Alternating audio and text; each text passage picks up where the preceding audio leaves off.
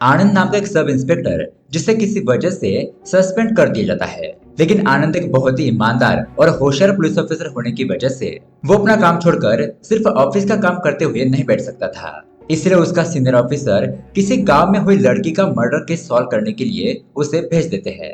अब उस गांव में पहले भी एक पुलिस ऑफिसर जाकर इन्वेस्टिगेशन कर चुका था, लेकिन अब तक खूनी का पता नहीं चला था, क्योंकि ये केस बहुत ज्यादा कॉम्प्लिकेटेड होता है। जब ऑफिसर आनंद इस गांव में इन्वेस्टिगेशन करने के लिए जाता है, तो गांव का कोई भी आदमी उसे कोऑपरेट नहीं करता, बल्कि सभी लोग उसके ऊपर गुस्सा होने लगते हैं। अब ऐसे तनावपूर्ण माहौल में आनंद उस चालाक किलर को किस तरह से पकड़ता है, यही देखेंगे हम आज की कहानी में, जिसका नाम है अन्वेषिपिन कांडितम। मतलब कि जो तुम ढूंढ रहे हो वो तुम्हें जरूर मिलेगा। दोस्तों, ये एक बहुत ही जबरदस्त क्राइम थ्रिलर मूवी है जो आपको जरूर पसंद आएगी, इसीलिए वीडियो को एंड तक जरूर देखना। तो मेरा नाम है किरण और आप देख रहे हैं हॉरर बॉक्स हिंदी। दोस्तों, वीडियो स्टार्ट करने से पहले आप लोगों को रिक्वेस्ट है कि वीडियो को लाइक और चैनल को सब्सक्राइब जरूर कीजिए। तो चलिए शुरू करते हैं आज की कहानी। कहानी की शुरुआत में हमें सब इंस्पेक्टर आनंद को दिखाया जाता है, जो कि कुछ काम से ऑफिस आए होते हैं। तभी वहाँ पर दो लोग आनंद को देखकर बातें करने लगते हैं कि अरे ये तो वही ऑफिसर है ना जिसने रिसेंटली लवली का केस लिया था और ये तो सस्पेंड हो चुका है। अब उन दोनों की बातें सुनने के बाद आनंद गहरी सोच में खो जाता है और यहाँ पर हमें आनंद के पास्ट के बारे में दिखाया जाता है। जब आनंद पहली बार नौकरी में ज्वाइन हुआ था, आनंद एक कांस्टेबल का बेटा है और उसका सपना था कि वो पुलिस ऑफिसर बनेगा। जिसके बाद आनंद बहुत ज्यादा मेहनत करता है और पुलिस ऑफिसर बन जाता है। आनंद के परिवार को उसके ऊपर बहुत ज्यादा गर्व होता है और इसी के साथ आनंद एक बहुत ही होशियार और ईमानदार पुलिस ऑफिसर है। और इस वजह से ही वो जहाँ पर भी क्राइम या फिर इलीगल काम होता था तो आनंद तुरंत ही उन पर एक्शन लिया करता था और वहाँ के गांव वाले भी आनंद के काम से बहुत ज्यादा खुश थे। फिर एक दिन आनंद के ऑफिस में एक पिता जिनका नाम होता है माथर, वो अपनी बेटी लवली के गायब होने की रिपोर्ट लिखवाने के लिए आते हैं। माथर आनंद से कहता है कि मेरी बेटी लवली कल से गायब है और मैंने हर जगह पर ढूंढ लिया, लेकिन वो मुझे कहीं पर भी नहीं मिली। आगे माथन बताता है कि लवली कल सुबह अपने स्कूल से हॉल टिकट लेने के लिए गई थी, लेकिन तब से उसका कोई भी अता पता नहीं है। अब उसके बाद आनंद माथन से पूछता है कि आपको कुछ पता है कि लवली स्कूल के बाद कहाँ पर जाती थी।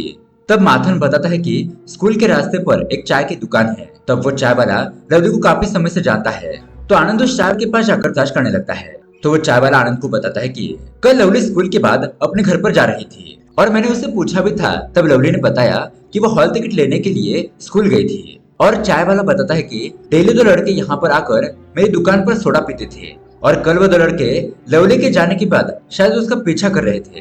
अब आनंद उन दोनों लड़कों को पुलिस स्टेशन बुलाकर उनसे पूछताछ करता है, सारी सच्चाई बताने के लिए कहता है। जिस पर वो दोनों लड़के बताते हैं कि वो दोनों हमेशा लवली का पीछा करते थे, लेकिन लवली उन दोनों को इग्नोर करके चली जाती थी। उस दिन भी वो लवली का पीछा कर रहे थे, लेकिन इतने में वहाँ पर एक मछली बेचने वाला बंदा आ गया और लवली से बात करने लगा, जिसे देखकर डर के मारे वो दोनों वहाँ से भाग गए। तब आनंद अपनी टीम से कहता है कि उस मछली वाले को बुलाकर पूछताछ करो। उसके बाद आनंद लवली के घर पर जाकर वहाँ पर जांच पड़ताल करने लगता है। वहाँ पर लवली के कमरे में जीसस के बहुत सारे फोटोज मिलते हैं, जिससे हमें पता चलता है कि लवली काफी ज्यादा धार्मिक लड़की थी। और लवली की माँ आनंद को बताती है कि लवली के ज्यादा फ्रेंड्स भी नहीं थे और लवली ज्यादातर अपनी बड़ी बहन ब्लेसी के साथ ही वक्त बिताती थी और ब्लेसी अभी कुछ दिन पहले ही बैंगलोर से आई है। फिर लवली की छोटी बहन आनंद को बताती है कि लवली ज्यादातर पास के चर्च में जाया करती थी। जिसके बाद आनंद माथन से पूछता है कि उस चर्च में अभी कौन से फादर है। तब माथन आनंद को बताता है कि पहले तो उस चर्च में 3 फादर रहते थे, लेकिन अब एक ही है और उनका नाम है थॉमस। फिर आनंद फैसला करता है कि वो चर्च में जाएगा और वहां पर जांच पड़ताल करेगा। लेकिन आनंद के चर्च पहुंचने से पहले ही गांव वालों को इस बात का पता चल जाता है और वह सारे लोग आनंद को चर्च में जाने से रोकने लगते हैं, जिस वजह से आनंद और गांव वालों के बीच झगड़े का माहौल बन जाता है। तभी इतने में वहाँ पर सीआई साहब आ जाते हैं और आनंद पे चिल्लाने लगते हैं कि तुम मेरे परमिशन के बिना ही ये सब कुछ कैसे कर सकते हो। अब इन लोगों के बीच में झगड़ा भी हो सकता था कि तभी पास के कुएं में गांव वालों को एक बोड़े में बंधे हुए किसी की लाश मिलती है। फिर जब आनंद सीआई के साथ वहाँ पर पहुँचता है, तब उन्हें कपड़ा हटाने पर पता चलता है कि ये लाश तो लवली की है। माथन अपने बेटे की लाश को देखकर जोर जोर से रोने लगता है। अब उसके बाद सीआई पुलिस स्टेशन जाकर दोनों लड़कों को बहुत ज्यादा मारने पीटने लगता है, क्योंकि सीआई को लग रहा था कि लवली की मौत के पीछे उन दोनों का ही हाथ है। लेकिन तभी वहाँ पर आनंद सीआई से कहता है कि सर, उन दोनों ने लवली का मर्डर नहीं किया है, क्योंकि उस दिन ये दोनों लवली का पीछा तो कर रहे थे, लेकिन मछली वाले को देखकर ये दोनों वहाँ से भाग गए थे। तभी सीआई आनंद पर चिल्लाते हुए कहने लगता है कि तुम मुझे मत बताओ कि मुझे क्या करना चाहिए, तुम बस अपना काम करो और अब से तुम उस चर्च के पास नहीं जाओगे।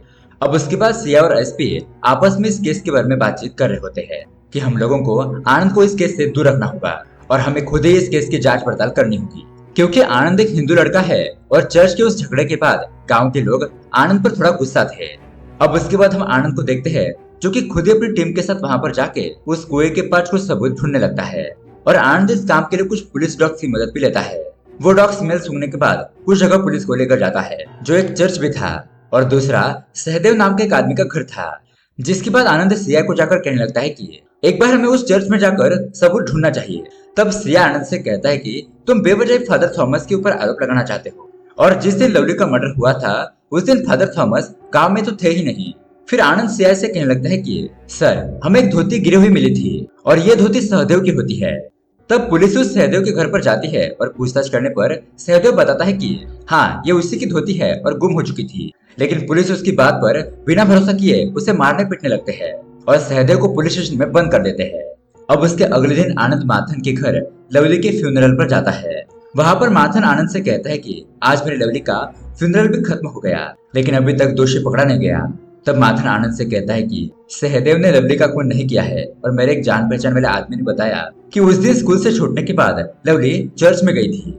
अब उसके बाद आनंद अपने फॉरेंसिक डॉक्टर के पास जाता है और उनसे उस केस के बारे में बात करने लगता है, पर वो डॉक्टर आनंद से कहते हैं कि जब तक तुम उस चर्च के अंदर जाकर कोई सबूत नहीं ढूंढ लेते तब तक कुछ कैसे पता चलेगा।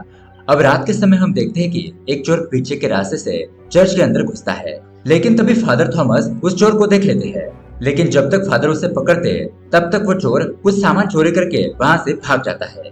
अब उसके अगली सुबह आनंद अपनी टीम के साथ चर्च में आता है और वहां पर आनंद के साथ वो चोर भी मौजूद था जिसने कल रात यहाँ पर चोरी की थी। आनंद फादर थॉमस को बताता है कि पिछली रात ये चोर कुछ चोरी करके यहाँ से भाग रहा था लेकिन हमने उसे पकड़ लिया है। हमें पता चला है कि इसने कुछ चोरी की है और इसी के सिलसिले में हम चर्च को देखना चाहते हैं कि चर्च के अंदर का क्या क्या सामान चोरी हुआ है। लेकिन फादर आनंद से कहते हैं कि मैंने तो चोरी की कोई भी कंप्लेंट नहीं लिखवाई, जिस पर आनंद कहता है कि नहीं हमें कोई रिस्क नहीं लेना और खुद चोर ने चोरी कबूल की है।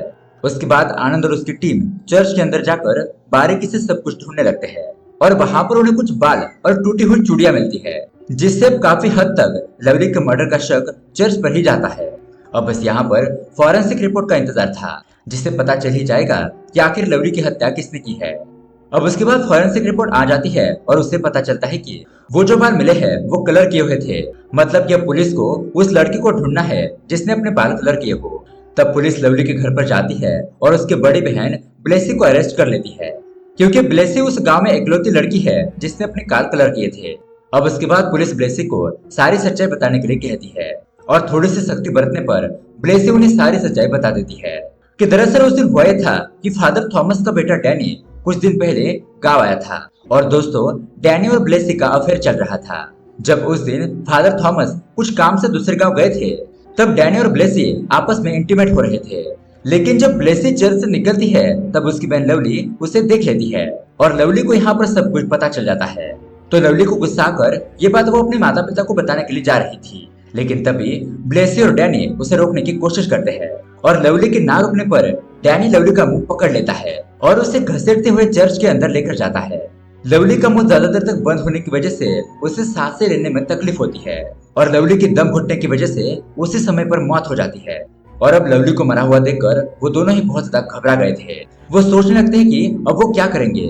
उसके बाद वो दोनों रात होने का इंतजार करते हैं और लवली की लाश को पास के कुएं में फेंक देते हैं। अब ये बात सुनने के बाद पुलिस तुरंत ही चर्च में जाती है और डैनी को अरेस्ट कर लेती है। अब उसके अगले दिन सुबह आनंद ब्लेसी और डैनी को कोर्ट ले जाने लगता है, लेकिन वहां डैनी एन मौके पर कोर्ट से भागने की कोशिश करता है। आनंद डैनी का पीछा करने लगता है जिस वजह से डैनी भागते भागते ट्रेन के सामने आकर कूद जाता है और दोस्तों उसकी वहीं पर मौत हो जाती है। अब ये दुर्घटना होने की वजह से कोर्ट आनंद के साथ बाकी 3 ऑफिसर को भी सस्पेंड कर देती है क्योंकि ऑफिसर आनंद के चार्ज में डैनी कोर्ट से भागा और उसकी मौत भी हो गई। अब दोस्तों यहाँ से मूवी प्रेजेंट में आती है जहाँ पर हम आनंद को सीआई के ऑफिस में बैठा हुआ देखते हैं। तो वही यहाँ पर सीआई आनंद से कहते हैं कि सस्पेंड होने के बाद तुम कोई भी केस नहीं ले सकते और तुम बस ऑफिस के काम ही कर सकते हो, लेकिन मैं तुम्हें अच्छी तरीके से जानता हूँ, तुम ऐसे शांत तो नहीं बैठ सकते, इसलिए मैं तुम्हें एक और केस दे रहा हूँ।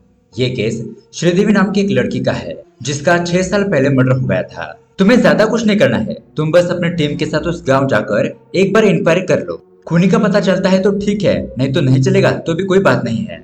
अब उसके बाद आनंद इसी केस के बारे में अपनी टीम से डिस्कस करता है। वो कहता है कि ये कुछ नया केस है और आनंद की टीम भी इस केस को सॉल्व करने के लिए बहुत ज्यादा एक्साइटेड होती है। इसलिए वो सभी लोग श्रीदेवी के गांव जाने के लिए निकल पड़ते हैं। जब वो सभी लोग गांव पहुंचते हैं तो वो देखते हैं कि गांव का प्रेसिडेंट गांव के लोगों को पुलिस के खिलाफ भड़का रहा है। प्रेसिडेंट कहता है कि फिर से हमारे गांव में कुछ ऑफिसर्स केस की तहकीकात करने के लिए आ रहे हैं, लेकिन इस बार हम उनके साथ थोड़ा सा भी कोऑपरेट नहीं करेंगे, क्योंकि पिछले बार जो ऑफिसर्स आए थे उन्होंने हमारे साथ बहुत ही जुल्म किया था। उन पिछली पुलिस से परेशान होकर गांव के कुछ लोगों ने आत्महत्या भी कर ली थी। अब ये सारी बात आनंद और उसकी टीम सुन लेती है, लेकिन आनंद ये सोच रहा था कि उनके यहाँ पर आने की बात गांव वालों को कैसे पता चली। अब उसके बाद आनंद एक रिटायर ऑफिसर रविंद्रन के घर पर जाता है। वहाँ पर रिटायर ऑफिसर रविंद्रन बताता है कि गांव के प्रेसिडेंट की पहुंच बहुत ऊपर तक है, इसलिए उन लोगों को तुम्हारे आने की खबर पहले से पता चल गई। फिर आनंद उससे पूछता है कि गांव के लोग पुलिस वालों से इतनी नफरत क्यों करते हैं, जिस पर वो बताता है कि आपसे पहले कुछ ऑफिसर्स यहाँ पर श्रीदेवी के केस की इन्वेस्टिगेशन करने के लिए आए थे, लेकिन उन ऑफिसर्स ने गांव के लोगों को बहुत ज्यादा परेशान किया और उसी वजह से गांव वाले मुझसे भी थोड़ी नफरत करते हैं। खैर, अब उसके बाद रविंद्रन आनंद और उसकी टीम को उनका रूम दिखाने के लिए ले जा रहा था, लेकिन तभी गांव वाले वहां पर आ जाते हैं और रविंद्रन पर गुस्सा करने लगते हैं कि तुम इन पुलिस वालों की मदद क्यों कर रहे हो। आनंद गांव वालों से कहता है कि आप चिंता मत कीजिए, हम आपको परेशान नहीं करेंगे, हम बस यहाँ पर अपना काम करने के लिए आए हैं।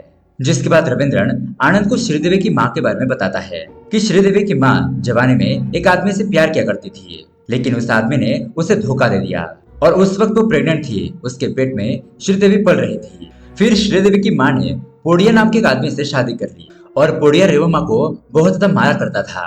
उस समय श्रीदेवी मैट्रिक में पढ़ा करती थी और गांव के काफी लड़के श्रीदेवी के पीछे घुमा करते थे, लेकिन श्रीदेवी प्यार के चक्कर में नहीं फंसना चाहती थी, क्योंकि उसे डर था कि कहीं उसकी माँ के साथ जो हुआ वो उसके साथ न हो जाए।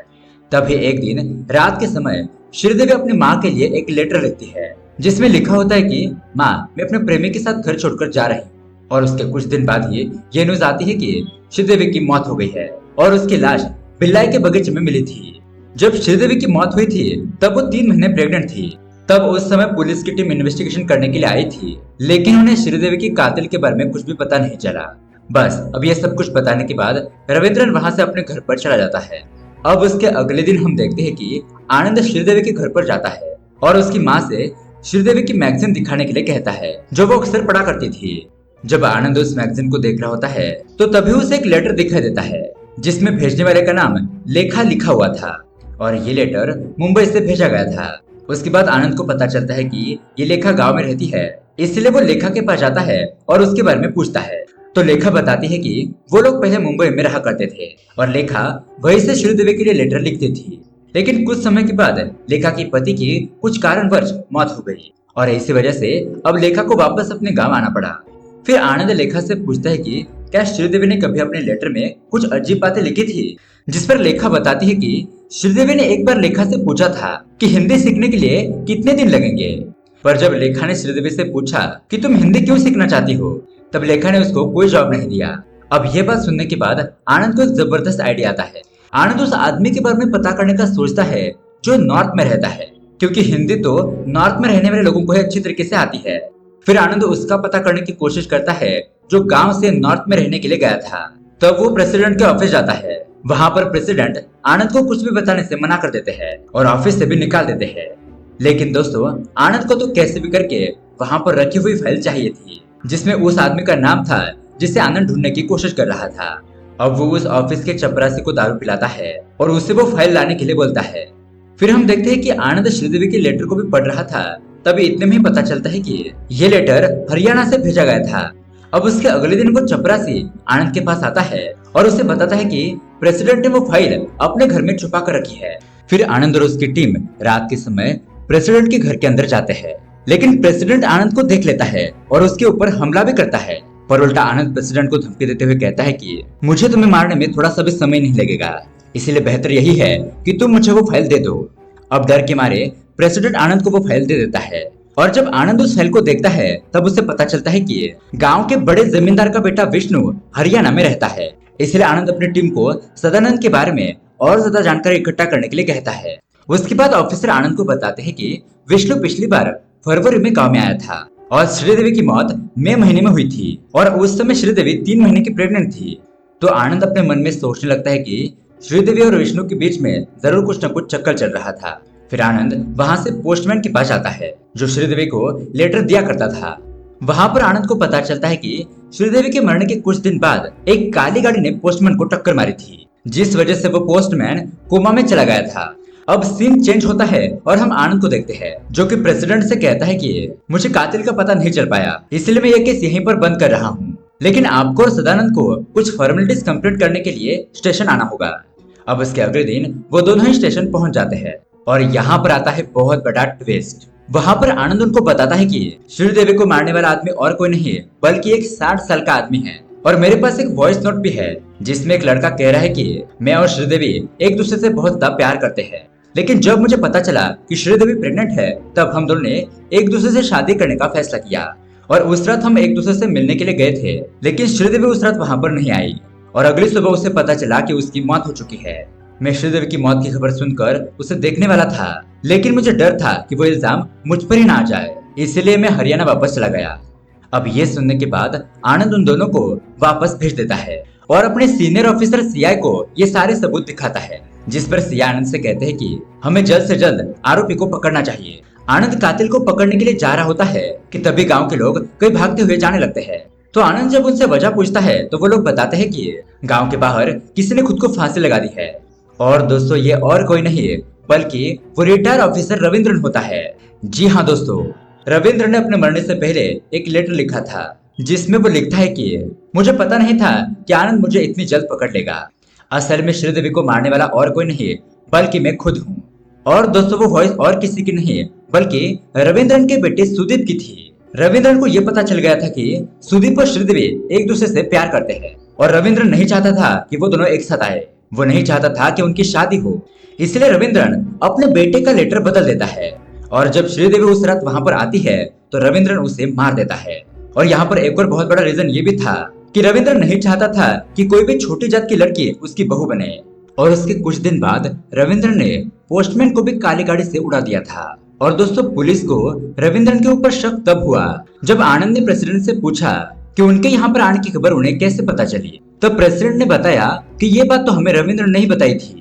अब दोस्तों खूनी कौन है इसका पता तो चल गया था और 6 साल के बाद ये पुरानी मर्डर मिस्ट्री सॉल्व हो जाती है और इसी के साथ यहाँ पर ये मूवी खत्म हो जाती है। तो दोस्तों ये कहानी आपको कैसी लगी हमें कमेंट करके जरूर बताइए और ऐसे ही अमेजिंग मूवी देखने के लिए हमारे चैनल को सब्सक्राइब जरूर कीजिए। तो मिलते हैं अगली वीडियो में। Thanks for watching.